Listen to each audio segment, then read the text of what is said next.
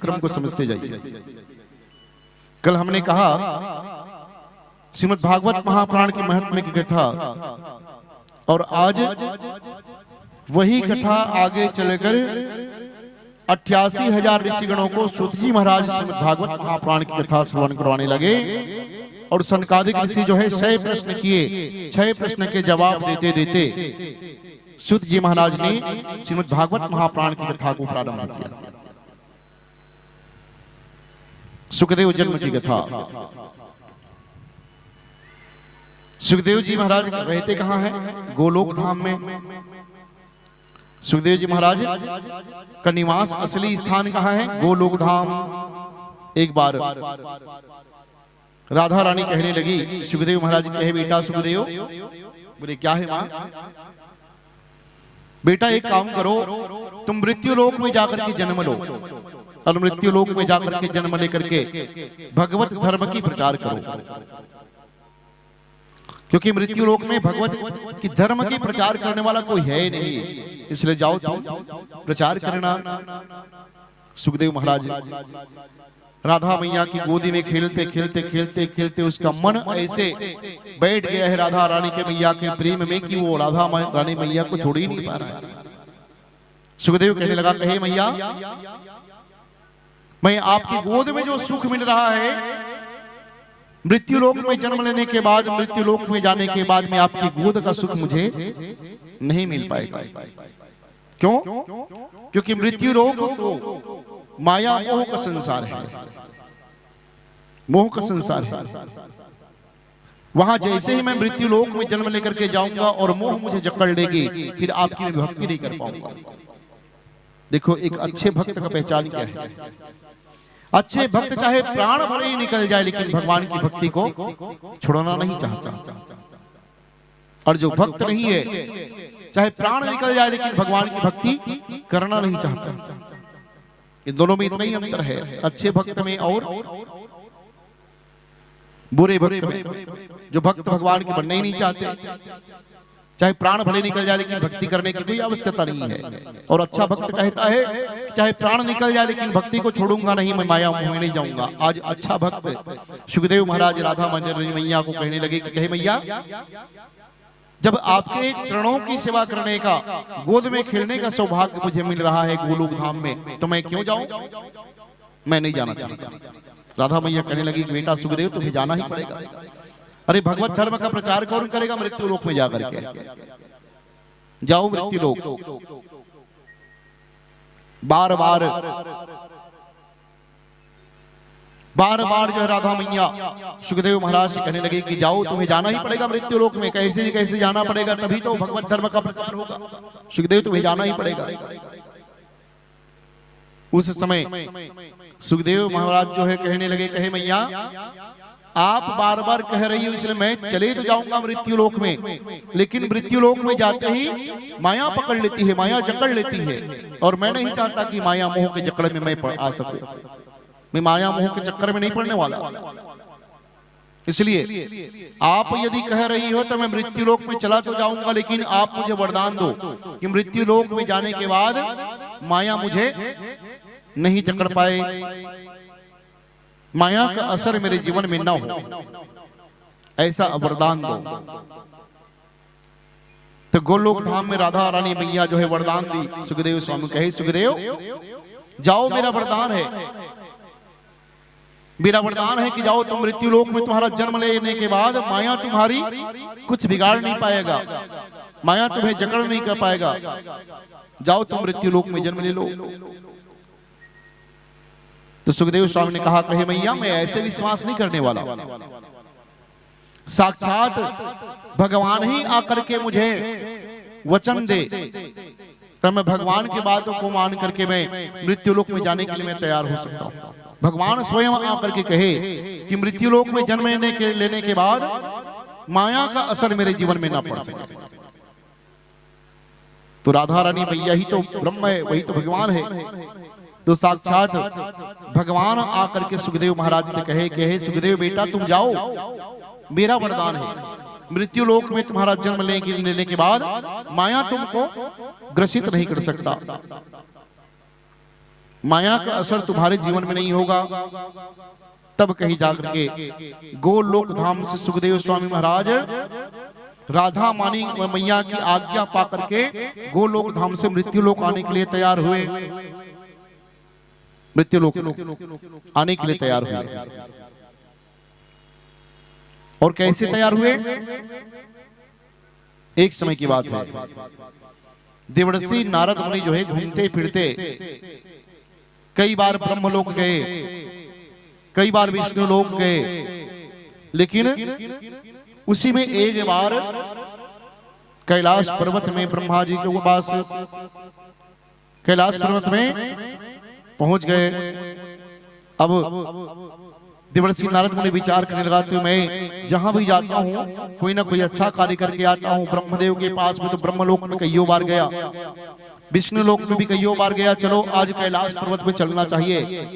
और कैलाश पर्वत में क्या हालचाल है, बहुत दिन हो गए कैलाश पर्वत, और वहां जाना चाहिए।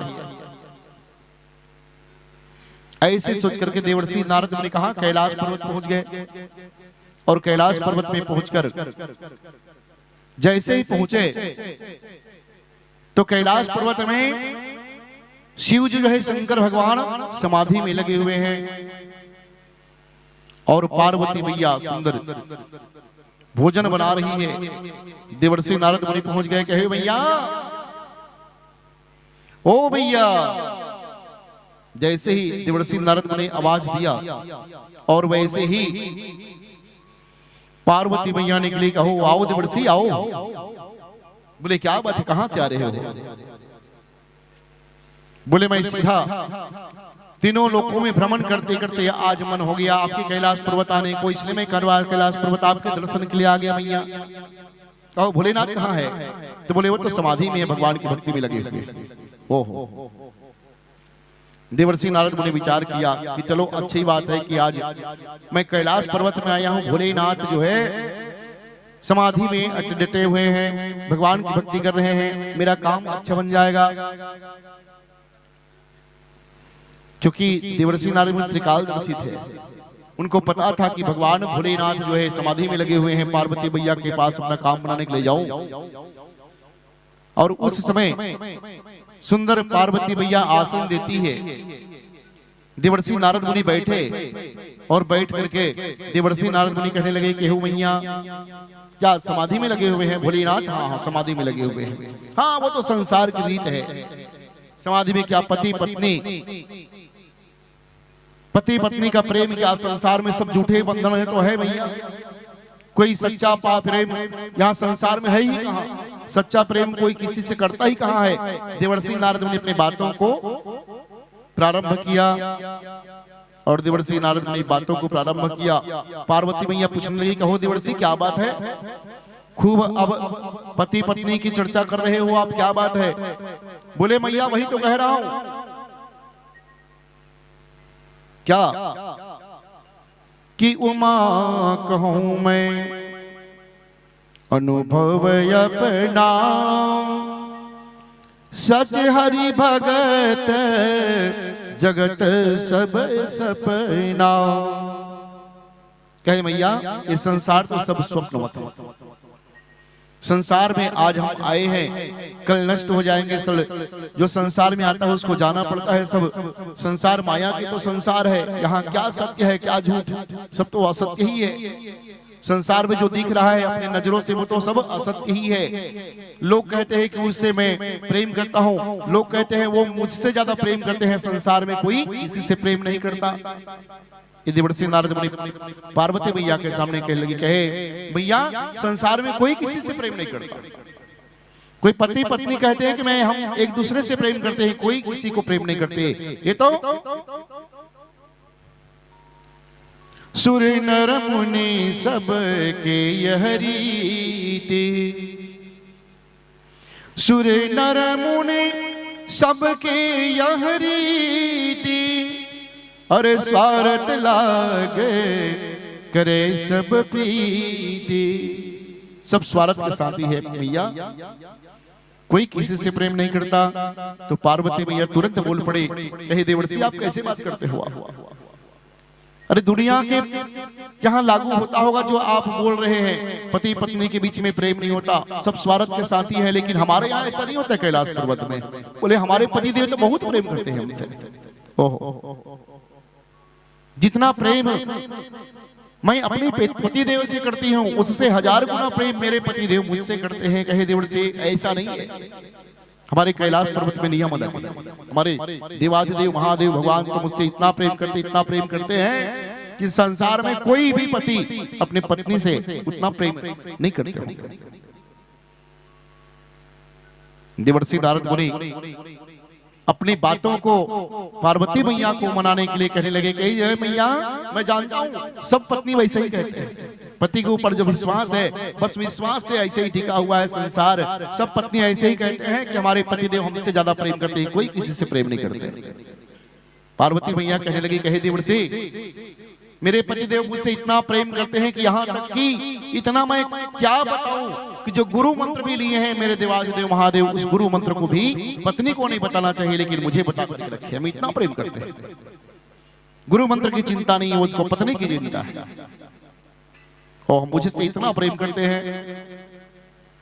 देवर्षि नारद मुनि बात को फीट करते करते कह दिया, कहे मैया चलो ठीक है, मैं मान लेता हूं कि आपके पति जो है आपके साथ भी इतना प्रेम करते हैं तो सब कुछ बताते होंगे। हाँ जरूर,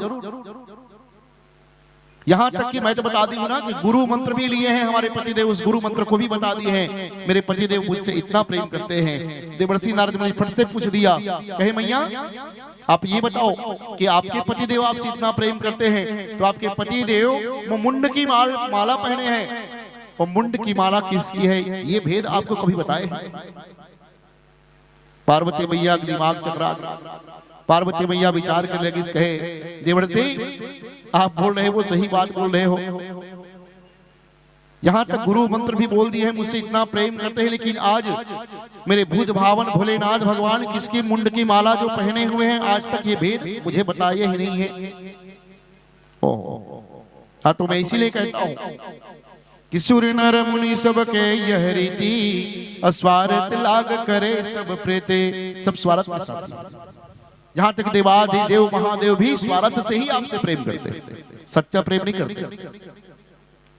बस ईर्ष्या के द्वेष की बीज बो दिया देवर्षि नारद मुनि, और पार्वती मैया से विदा लेकर के कैलाश पर्वत से चले गए।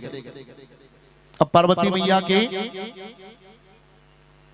उनके मन में नफरत की बीज बो दिया देवर्षि नारद मुनि ने, और वहां से विदा लेकर के चले गए। अब शंकर भगवान से पार्वती मैया जो है नफरत करने लगी। कहे कि देवर्षि नारद मुनि ने सही बात बोला कि कोई भी पति अपने पत्नी से सब बनावटी ही प्रेम करते हैं, वैसे ही हमारे भी पति देव हैं बनावटी प्रेम करते हैं। आज तक किसके मुंड की माला पहने आज तक ये भेद मुझे बताया ही नहीं है। अब पार्वती मैया जो है कुपित हो गई, गुस्सा भड़कने लगी गुस्सा, और कुपित होकर के शंकर भगवान को समाधि लगा हुआ है, और पार्वती मैया जो है सारे जो श्रृंगार पहने हुए थे सब श्रृंगार को निकाल करके रख दिया। कोप भव में गुस्सा आ गया, मैले कुचैले साड़ी को पहन लिए, और पहन करके शंकर भगवान जैसे ही आए मैं अपना गुस्सा उनके ऊपर अर्पित करूं, ऐसे सोच करके इंतजार करने लगी पार्वती मैया। और जैसे ही शंकर भगवान की समाधि टूटा, और समाधि टूटते ही शंकर भगवान आए कैलाश पर्वत में। कहो कही पार्वती, कहां आवाज दी? पार्वती तो गुस्से में है। कही पार्वती, ओ पार्वती देवी कहां हो? पार्वती मैया गुस्साग बैठे रहे, विचार करने लगे। कहो देवी तुम कहां हो? मैं बार बार आवाज दे रहा हूं, तुम कहां हो? शंकर भगवान पार्वती मैया को कैलाश पर्वत में ढूंढते ढूंढते पहुंचे। पार्वती मैया जहां कुपित होकर के गुस्से पे बैठी हुई है, क्रोध में आग बबूला है, आंखें लाल लाल, सब सोरहों श्रृंगार त्याग दी है, मैले कुचैले कपड़े पहन करके साड़ी पहन करके बैठी हुई है कोप भवन में, बाल इधर उधर बिखरे हुए। शंकर भगवान पार्वती मैया को देख करके बड़ी आश्चर्यचकित हो गए। कहे देवी इतना क्रोध? शंकर भगवान पार्वती मैया के सामने जब जाए तो पार्वती मैया दूसरे तरफ मुंह को मोड़ लेते थे। शंकर भगवान विचार करने लगे, कहने लगे, कहो देवी, आखिर क्रोध का कारण क्या है तुम्हारा? क्रोध का कोई कारण तो होगा। बहुत समय पश्चात बीत गया, पार्वती मैया अपने क्रोध का कारण नहीं बता रही। शंकर भगवान जो है पार्वती मैया के सामने बैठ गए और बैठ करके पूछने लगे, कहो देवी, तुम्हारे क्रोध का कारण क्या है? जब तक मैं कारण नहीं समझूंगा तब तक तुम्हारे क्रोध को नष्ट कैसे करूंगा? मैं दूध का दूध, पानी का पानी मैं कैसे करूंगा? इसलिए बताओ तुम्हारे क्रोध का कारण क्या है? तो पार्वती मैया बोल पड़ी, कहे, देवाधिदेव महादेव, आप मेरे पति हो, मुझे आज तक विश्वास था कि आप मुझे बहुत प्रेम करते हो, लेकिन आप भी दुनिया के पति के जैसे हो गए। दुनिया के पति अपने पत्नी से बनावटी प्रेम करते हैं, स्वार्थ के प्रेम करते हैं, वैसे ही आप भी निकल गए। शंकर भगवान पूछने लगे, कहो देवी, दुनिया के पति के जैसे मैं कैसे हो गया? बोले, दुनिया के पति अपने पत्नी के पास में कोई बात जो छुपा करके रखते हैं, वैसे ही आप भी वैसे ही निकले, बनावटी प्रेम करने वाले। मेरे पास जीवन में सारे गुरु मंत्र भी बता दिए, लेकिन एक न एक बात आप छुपा करके रख ही दिए। दुनिया के पति में आप में अंतर क्या है? शंकर भगवान कहने लगे, कहो देवी, तुम बताओ आखिर बात क्या है? तो पार्वती मैया सुंदर शंकर भगवान से कहने लगी, कहे, भोलेनाथ, मैं तो जीवन भर में आपको पति परमेश्वर मानती रही, लेकिन आज मुझे पता चला कि बनावटी प्रेम करते हो। बोले, कैसे? तो बोलिए, मुंड की माला जो पहने हुए वो एक किसकी मुंड की माला है? आप तक ये बात बताया नहीं है, सब भेद बता दिया है, लेकिन मुंड की माला किसको पहने हुआ? किसके मुंड की माला है जो आप गले में धारण करते हो? इससे इतना प्रेम करते हो मुंड की माला से? जितना प्रेम मुझसे करते हो उससे कई हजार गुना तो मुंड की माला से, जो हर पल आपके शरीर के साथ में आपके अंग में लगा हुआ है। ये मुंड की माला किसकी है, आप बताइए। तो शंकर भगवान कहने लगे, अरे देवी, तुमने ये बात अभी तक पूछी कहाँ है? अरे पूछे ही कहो कि मुंड की माला किसकी है? पहले ही पूछ दिए होते तो मैं पहले ही इसकी भेद में बता देता आपको, पहले ही पूछ लिए होते। अरे क्रोध करने की क्या बात है? क्रोध आने के पहले ही ये बात मुझसे पूछ लिए तो है कि ये मुंड की माला किसकी है, मैं बता देता। तो अब बताओ। तो शंकर भगवान कहने लगे कि हे पार्वती, ये मुंड की माला और किसी का नहीं, ये मुंड की माला और किसी का नहीं, ये मुंड की माला तो तुम्हारी है।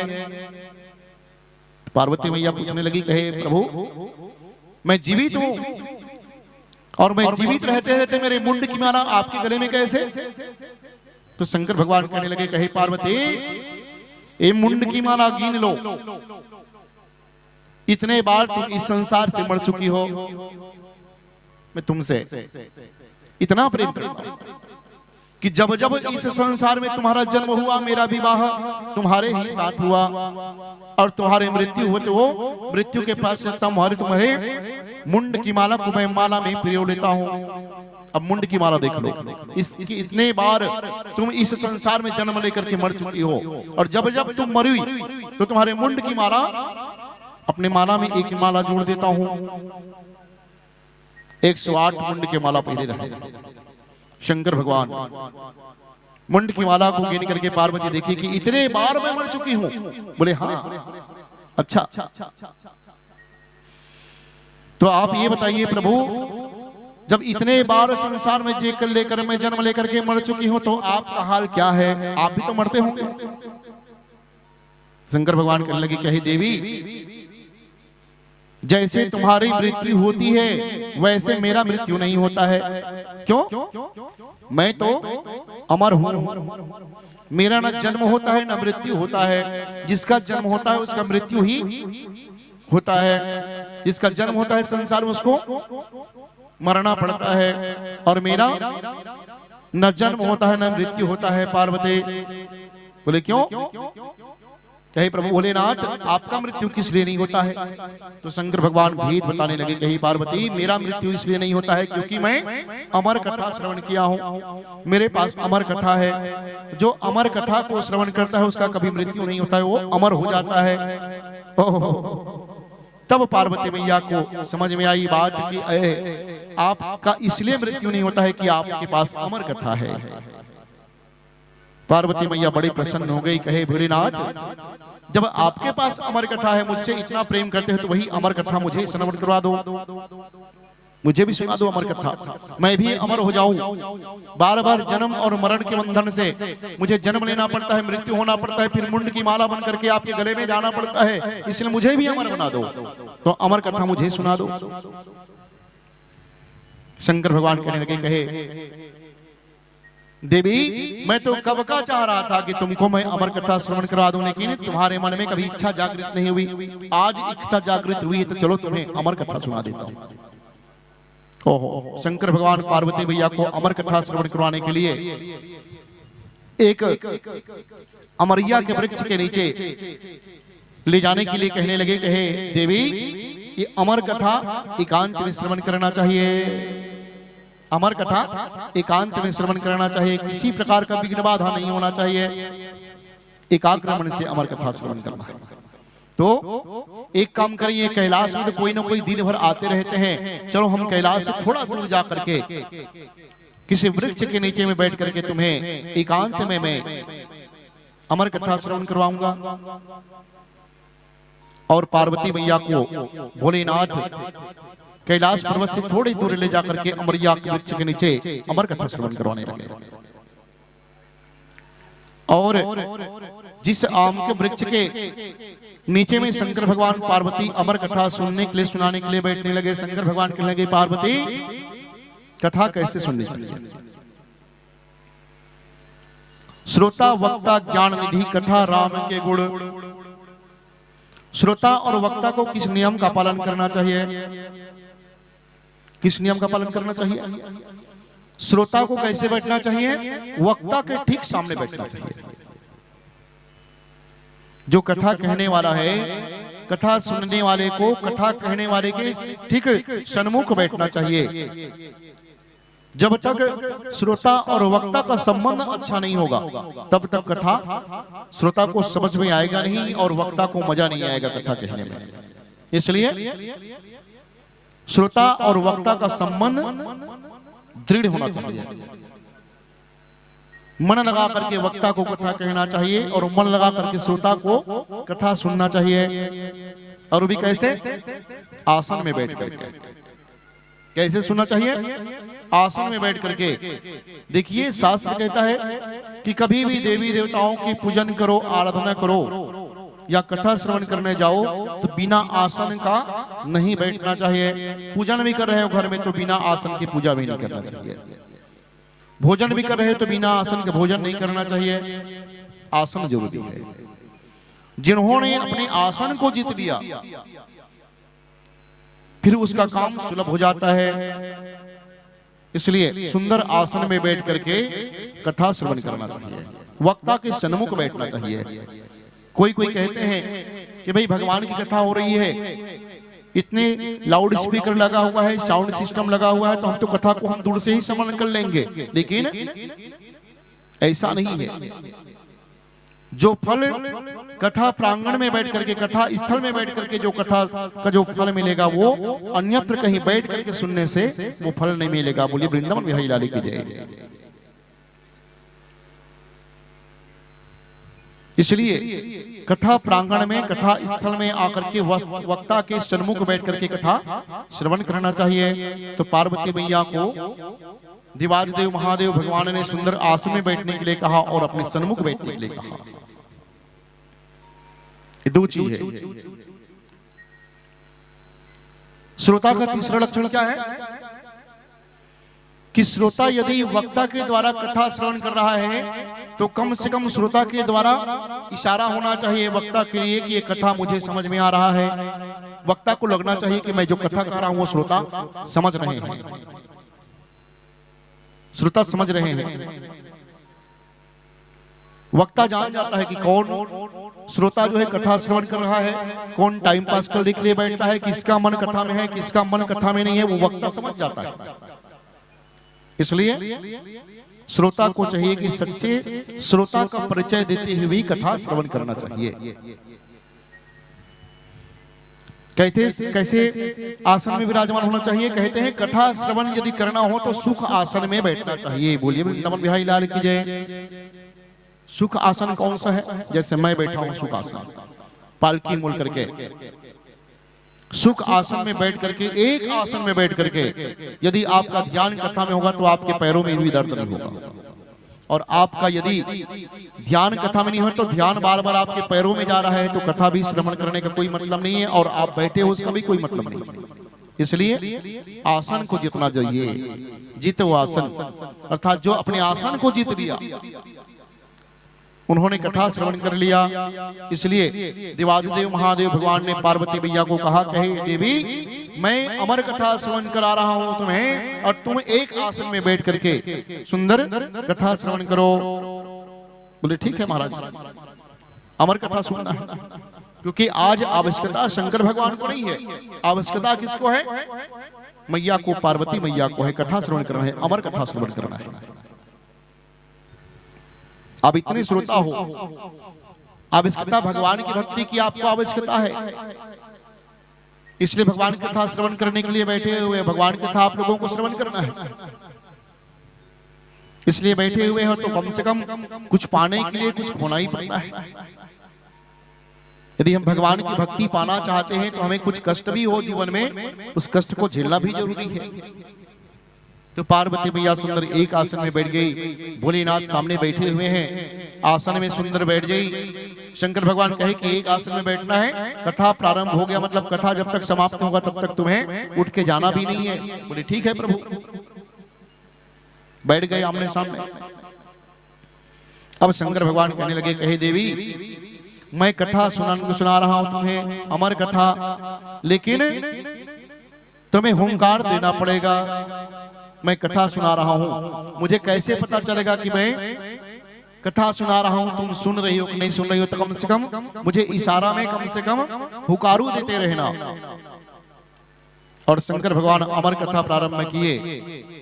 पार्वती मैया जो है हुकारू दे रही है, कहे मैया, हे देवी भगवान ने ऐसा किया वैसा किया, भगवान ने अवतार लिया, भगवान ने 24 अवतार लिया, हो महाराज हो।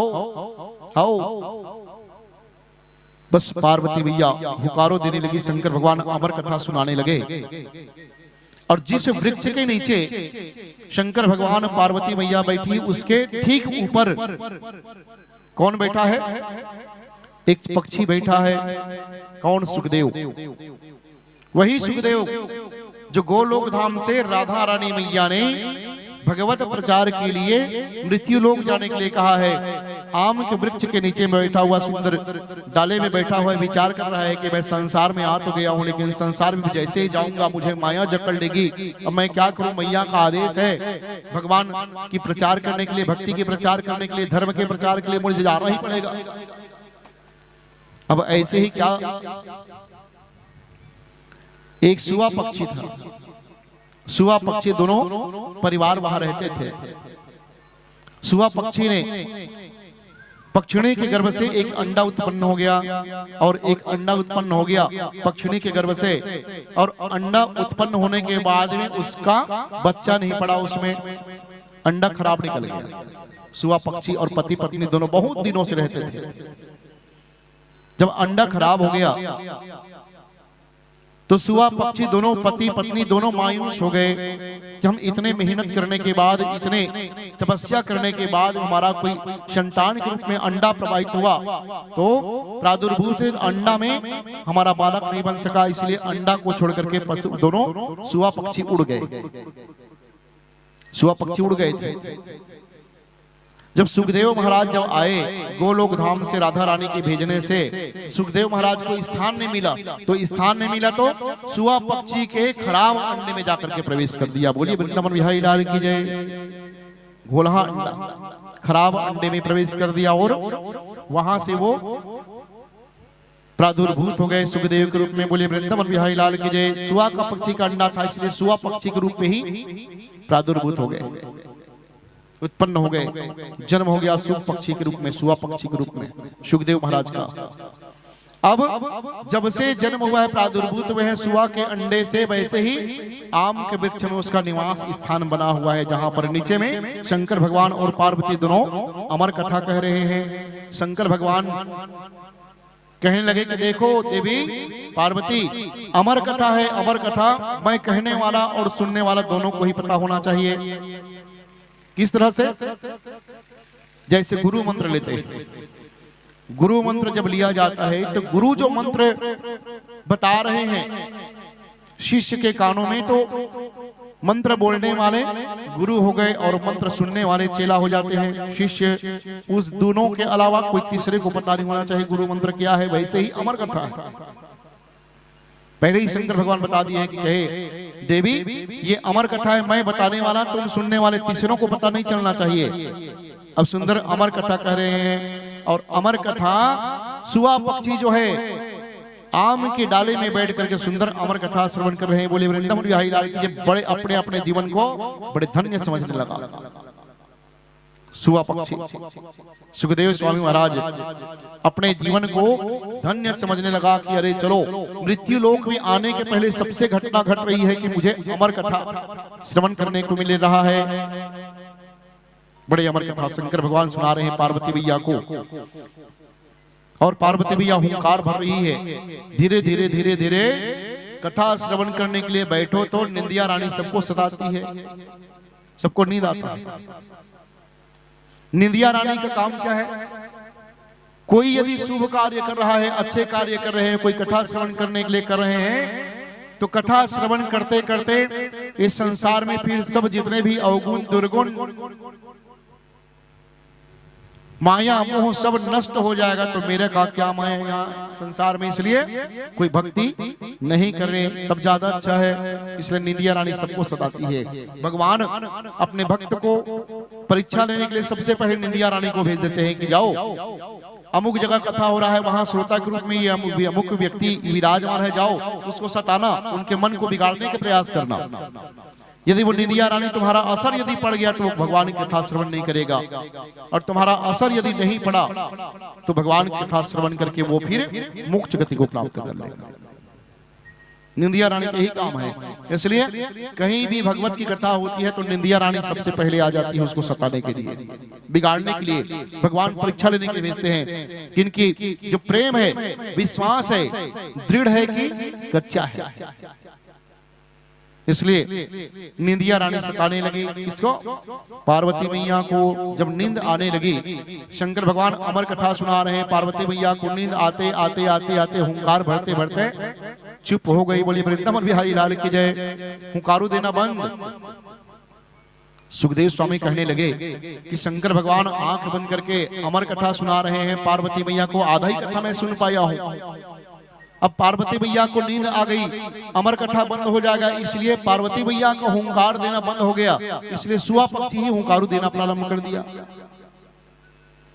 शंकर भगवान जैसे अमर कथा कहने लगे, सुख पक्षी जो है हुंकारू देना प्रारंभ कर दिए। हाँ हूं जैसे पार्वती मैया हुंकारू भर रही थी वैसे ही सुआ पक्षी हुंकार देना चालू कर दिए। शंकर भगवान को लगा कि ये हुंकार तो पार्वती मैया ही कही है, देवी कही है, और अमर कथा पूरा कर दिए। बोले वृंदावन बिहारी लाल की जय। अब जैसे ही अमर कथा पूरा किया भगवान ने भोलेनाथ ने, वैसे ही जय बुलाया।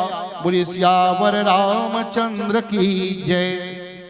जैसे जय बुलाए पार्वती मैया का नींद खुल गया। पार्वती मैया कहने लगी, भोलेनाथ क्या अमर कथा समाप्त हो गया?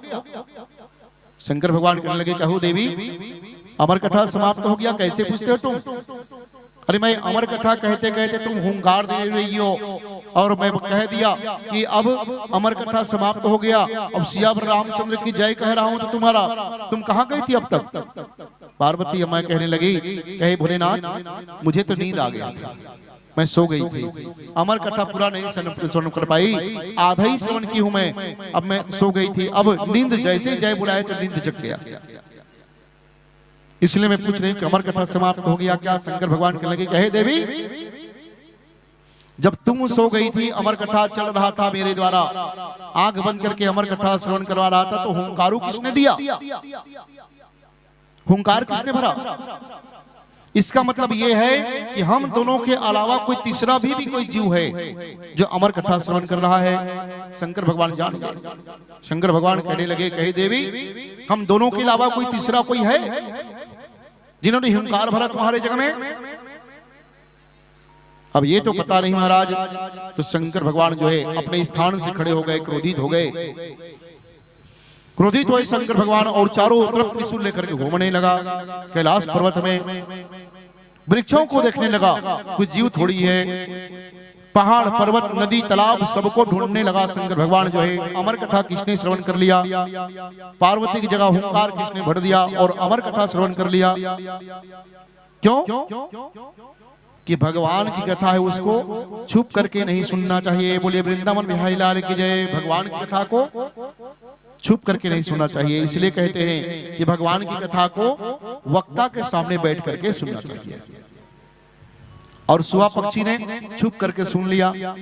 भगवान भोलेनाथ क्रोधित हो गए और क्रोधित होकर के त्रिशूल उठाए और प्रण ले लिया कि जिन्होंने छुप करके हमारी अमर कथा को श्रवण किया उसको मैं जिंदा नहीं छोड़ूंगा, जिंदा नहीं छोड़ूंगा। शंकर भगवान जो है त्रिशूल लिए और त्रिशूल लेकर के चारों तरफ देखने लगा, कौन है वो तीसरा व्यक्ति जिन्होंने अमर कथा श्रवण कर लिया। शंकर भगवान के त्रिशूल और उनके क्रोध को देख करके सुआ पक्षी वहां से भुर्र से उड़ गए। बोलिए वृंदावन बिहारी लाल की जय। शंकर भगवान का नजर पड़ गया, अरे पक्षी तू है, अमर कथा श्रवण कर लिया तो मैं तुम्हें नहीं छोड़ूंगा। और शंकर भगवान जो है त्रिशूल लेकर के सुआ पक्षी को मारने के लिए दौड़ गए। तुमने छुप करके अमर कथा श्रवण कर लिया है। अब वो पक्षी है, शंकर भगवान क्रोधित होकर के जब त्रिशूल लेकर के सुआ पक्षी को मारने के लिए दौड़े, उस समय सामने जाकर के शंकर भगवान के सामने पार्वती मैया खड़ी हो गई। कही प्रभु आप तो देवाधिदेव महादेव हो, आपके जीवन में इतना क्रोध से आज तक किसी का कल्याण नहीं हुआ है। भोलेनाथ आप तो परम ज्ञानी हो, आप परम ज्ञानी हो।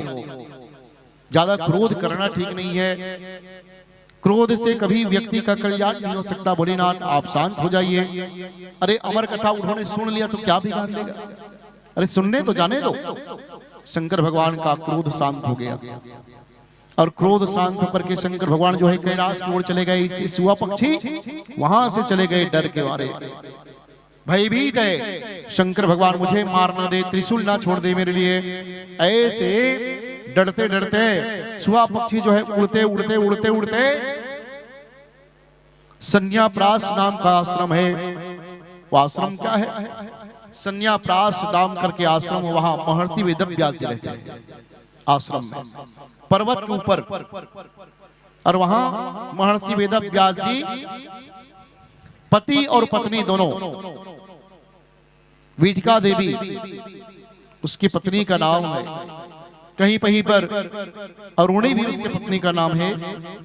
महर्षि वेदव्यास जी की पत्नी का नाम कहीं प्रमाण मिलता है कि अरुणी देवी और कहीं कहीं प्रमाण मिलता है कि वीठिका देवी महर्षि वेदव्यास जी की पत्नी का नाम।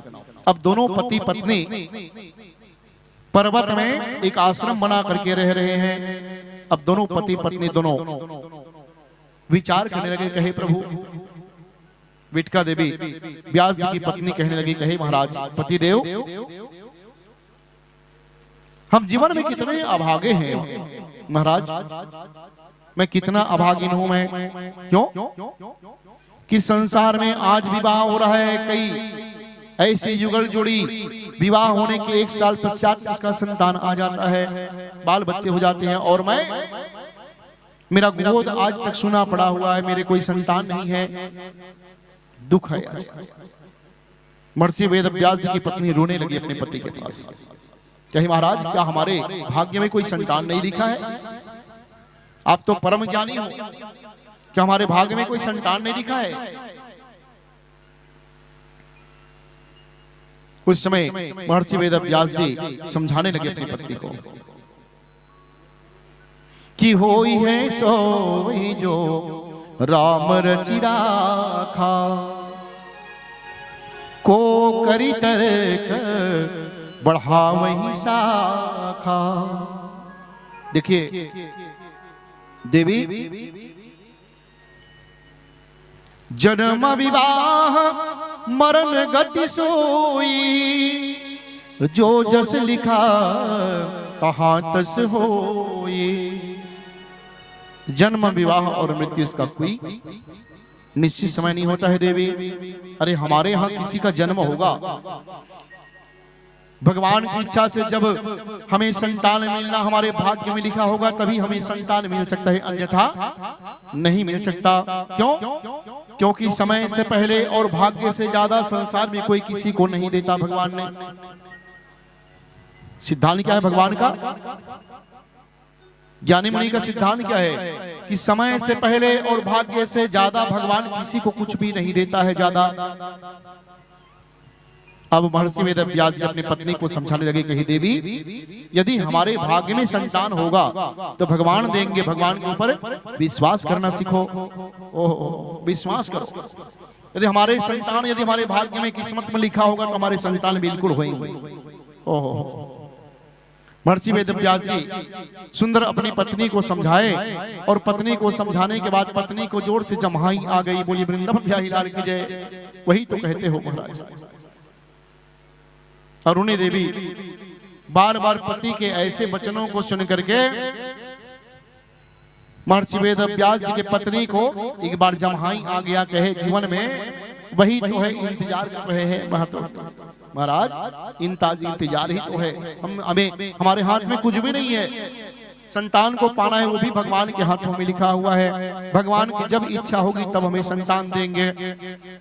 बस ऐसे ही पति पत्नी दोनों चर्चा कर रहे थे और व्यासदेव की पत्नी अरुणी देवी को जोर से जम्हाई आ गया। बोलिए वृंदावन बिहारी लाल की जय। जैसे ही जम्हाने के लिए मुंह खोले और वैसे ही सुआ पक्षी आकर के कहीं देखे कि अब शंकर भगवान मुझे त्रिशूल से ना मार डाले, इसलिए चलो मैं यहाँ घुस जाती हूँ। और महर्षि वेदव्यास जी की पत्नी को जैसे जम्हाई आया मुंह खुला और सुआ पक्षी उसके मुंह में प्रवेश कर गया। बोलिए वृंदावन बिहारी लाल की जय। महर्षि वेदव्यास जी की पत्नी के मुंह में प्रवेश कर गया और मुंह से प्रवेश करके वो सीधा